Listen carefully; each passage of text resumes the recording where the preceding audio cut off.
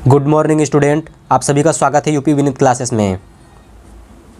अगर आप कक्षा 5वीं के स्टूडेंट हैं तो आप नवोदय का ये फॉर्म भरते हैं तो उसी का पेपर पत्र है ये। तो ये प्रश्न पत्र है तो उसी को मैंने हल किया है। तो आप ध्यानपूर्वक इसको देखेंगे और पढ़ाई बढ़िया से करेंगे, ठीक है। तो आप इसको ध्यान से देखिएगा। तो अब हम आ चुके हैं प्रश्न में। खंड एक में दिया है प्रश्न निर्देश। प्रश्न संख्या 1 से 4 में प्रत्येक के प्रश्न 4 चित्र दिए गए हैं, मतलब दिए हैं इसके 4 चित्र ABCD। देख सकते हैं आप ABCD दिया है, दर्शाए गए हैं। इन 4 चित्रों में 3 चित्र किसी विधि के एक समान है। आप समझ रहे हैं ना। जबकि एक चित्र अन्य से भिन्न है। अन्य से भिन्न चित्र का चयन करें अपने उत्तर में दर्शाने के लिए। मतलब वो एक उत्तर पुस्तिका दिया रहेगा, उसमें 4 चित्र दिए होंगे। आपको उसी वृत्त में आपको भरना होगा काले पेन से या किसी भी चीज़ से भरना पड़ता है, वो आपको बताया जाएगा भरने से पूर्व। तो यहाँ पे दिया है, जैसे कि आप देख सकते हैं 4 चित्र, एक सबसे अलग है। तो जैसे कि दिया है ITC, इसमें ITC देख सकते हैं आप, और इसमें भी ITC दिया है, और इसमें भी ITC दिया है। तो ये सभी मैच कर रहे हैं, और ये सबसे अलग है। आप ऐसे पहचाना जाता है। आप जब पेपर देने जाएंगे तो ऐसे ही पहचानेंगे आप इसको। तो हमारा ये C वाला सही है। पहले के प्रश्न का C हमारा सही है। अब प्रश्न नंबर दूसरा में देखिए हमारा ये भी C सही है, ये भी सबसे अलग है। और प्रश्न नंबर 3 में हमारा पहला A सही है। प्रश्न नंबर 3 में A हमारा सही है, देख सकते हैं आप। और प्रश्न नंबर 4 में देख सकते हैं D हमारा सही है। ये आप पहचानना सीख गए तो आपको ये लगाने आ जाएगा।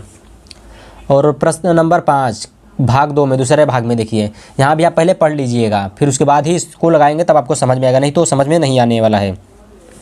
तो परीक्षा में जाने से पूर्व ये सब बातें ध्यान दें, ये सब आपको बढ़िया से पढ़ लेना है, फिर ही पेपर में बैठना है, ठीक है। तो इतना सब आपको समझ में आ गया। और प्रश्न नंबर 5 ये आपको पढ़ लेना है तभी इसको करना है, ठीक है। तो ये प्रश्न नंबर 5 में दिया है, देख सकते हैं आप, इसका C सही है, और प्रश्न नंबर 6 इसका भी C सही है। और प्रश्न नंबर 7 इसका भी C सही है। और प्रश्न नंबर 8वें का D सही है, देख सकते हैं आप इसको ध्यान से अपने उत्तर पुस्तिका में मिला लीजिए कि आपने कौन सा प्रश्न सही तरीके से किया है। ये जैसे मैंने ABCD दिया है ना, तो ये C सही रहेगा, तो इसमें आप ऐसे करके पूरा मार्क कर सकते हैं। जैसे देख सकते हैं ना, ABCD करके दिया है, तो यहाँ पे ऐसे करके आप बिंदु लगा सकते हैं। जो अब सही रहेगा उसी में भरना पड़ता है, ऐसे समझ गए आप। तो चलिए आगे पेज पलटते हैं हम। और इधर देखिए दिया है भाग 3 में, ध्यान से पहले पढ़िएगा, उसके बाद ही करना है इसको। भाग 3 में देखिए प्रश्न नंबर 9, ये इसका D सही है। प्रश्न नंबर 9 का D सही है। और प्रश्न नंबर 10 का इसका B सही है, ठीक है। और प्रश्न नंबर 11 का भी B सही है, ये आप मिला लीजिएगा। और प्रश्न नंबर 12 का C सही है, ये आप मिला लीजिए। और इधर दिया है, इसको भाग 4 भाग है, तो इसका आप पहले प्रश्न पढ़ लीजिए बढ़िया से। प्रश्न पढ़ने के बाद तभी इसको करना है, ठीक है। तो ये हमारा C सही है। मैंने किसी बच्चे का पेपर लिया था, उसने B पर लगाया था, ठीक, तो उसका ये गलत है। आप इसको मिलाकर C सही है, इसको आप कर लीजिए, ठीक है। और प्रश्न नंबर 14 में हमारा B सही है, ठीक है। प्रश्न नंबर 14 में हमारा B सही है। और प्रश्न नंबर 15 में भी B सही है। और 15 के बाद 16 आता है, तो 16 का भी B सही है, ठीक है। आप ये सब मिला लीजिए। ये सब पहचानने वाली चीज़ें हैं। तो अब ये मतलब आपका ये माइंड चेक करता है कि आपका माइंड कितना तेज़ है या कमज़ोर है, ठीक है। ये पेपर का यही मतलब है, तभी ये आपको लेगा उसमें। और ये इसका C सही है, या भी प्रश्न पर भाग 5 है ये, तो इसका प्रश्न पहले मिला लीजिए, तो इसका C सही है। प्रश्न नंबर 17 का ये C सही है। और दिया है ये प्रश्न नंबर 18, इसमें मिला लीजिए, इसका भी C सही है, इसका C सही है। और प्रश्न नंबर 19 का जो है कि B सही है। प्रश्न नंबर 20 का A सही है, ये आप मिला लीजिएगा, ठीक है, ध्यान से। और ये इसका B सही है। भाग 6 का ये B सही है। सभी के खंड मतलब सभी के पेपर थोड़ा अलग अलग होते हैं, यूपी का अलग तो बिहार का अलग, लेकिन सभी में एक ही प्रश्न पूछे जाते हैं। आप इतना बातें तो ध्यान दीजिए, सभी के पेपर में ये प्रश्न दिया होगा, आगे पीछे करके दिया होगा, लेकिन दिया होगा ज़रूर। तो ये प्रश्न नंबर 22 का D सही है। और प्रश्न नंबर 23, 23 का सी सही है। प्रश्न नंबर 24, 24 का बी सही है। ठीक, समझ में आ गया ये सब आपको। और दिया है प्रश्न नंबर 25 भाग 7, भाग 7वें भाग में प्रश्न नंबर 25 सी सही है। प्रश्न नंबर 26 ए सही है, आप मिला लीजिए इसको। और प्रश्न नंबर 27 डी सही है। प्रश्न नंबर 28 का ए सही है, आप मिला लीजिए इसको। दिमाग ध्यान से करेंगे तो ये आपको समझ में आएगा, नहीं तो समझ में नहीं आएगा बिल्कुल भी। और ये हमारा प्रश्न नंबर 29, 29 का बी सही है। प्रश्न नंबर 30, 30 का ए सही है। प्रश्न नंबर 31, 31 का सी सही है। प्रश्न नंबर 32, 32 का ए सही है। और ये हमारा भाग 9, भाग 9 का 33 प्रश्न का बी सही है। ठीक है, और 34, 34 का ए सही है। और ये 35, 35 का भी ए सही है, आप इसको मिला लीजिए। 36, 36वें प्रश्न का भी ए सही है। ठीक, ये समझ में आ गया आपको। और भाग 10, 10वें भाग का देख सकते हैं आप। ये 37 प्रश्न नंबर 37 दिया है तो ए इसका सही है। प्रश्न नंबर 38, 38 का बी सही है। प्रश्न नंबर 39, 39 का ए सही है। प्रश्न नंबर 40 का भी ए सही है। ठीक है, ये आपको इतना समझ में आ गया। अब दिया है अंक गणित परीक्षण। अंक गणित परीक्षण में आपको क्या करना पड़ता है, सबसे पहले आपका मैथ ठीक ठाक होना चाहिए। मैथ ठीक ठाक होने का मतलब आपको सब गणित में आना चाहिए, तभी ये आपको समझ में आएगा, नहीं तो ये प्रश्न कुछ भी आपको नहीं आएगा। बहुत से बच्चों को मैंने चेक किया है जो पेपर देने जाते हैं उनका गणित सही नहीं रहता है। तो जिन जिन बच्चों का गणित सही नहीं है वो इस यूपी विनीत क्लासेस चैनल को ज्वाइन कर सकता है। सब्सक्राइब करके मेरे वीडियो को ये आप समझ सकते हैं कि इसका नवोदय का जो भी पेपर है इसका मैं सभी मतलब पढ़ाता हूँ बच्चों को। आपको अगर पढ़ना हो तो आप पढ़ सकते हैं। तो चलिए ज़्यादा इधर उधर की बातें ना करते हुए चलिए वीडियो पर स्टार्ट करते हैं। वीडियो इस पर मैं अपने मेन मुद्दे पर ध्यान देते हैं। और ये जैसे दिया है इसमें 41, प्रश्न नंबर 41, वह कौन सी संख्या है जो 4, 8, 6 तीनों संख्याओं का गुणज है। तो ये हमारा 696 है, इसको आप मिला लीजिए। आप ये मैथ कर लगाएंगे तब आपको समझ में आएगा, ऐसे इसको समझ में नहीं आएगा, आप मैथ करेंगे तभी आपको समझ में आएगा। ठीक है, वह बड़ी से बड़ी संख्या जो 270 तथा 426 को भाग करने पर प्रत्येक अवस्था में शेषफल 6 देती है। तो ये हमारा 22 होगा। तो यही आप मिला लीजिए। प्रश्न नंबर 43 का ये 98.7847 ये हमारा सही है।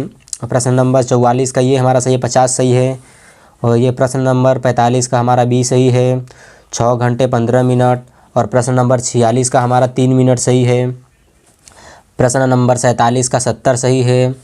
और प्रश्न नंबर कितना है ये 48 का 12% ये सही है हमारा। प्रश्न नंबर 49 का 60% सही है। और प्रश्न नंबर 50 का ये सही है। और दिया है प्रश्न नंबर 51 का बी सही है। प्रश्न नंबर 52 का ये सही है, ए सही है। और प्रश्न नंबर 53 का बी सही है। प्रश्न नंबर 54 का ए सही है। और प्रश्न नंबर 55 का सी सही है। आप देख सकते हैं मैंने सही किया है, आप ध्यान दे सकते हैं।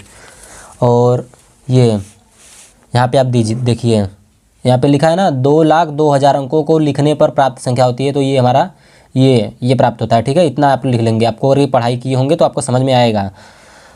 तो ये हमारा सी सही है। और प्रश्न नंबर इसका भी सी सही है।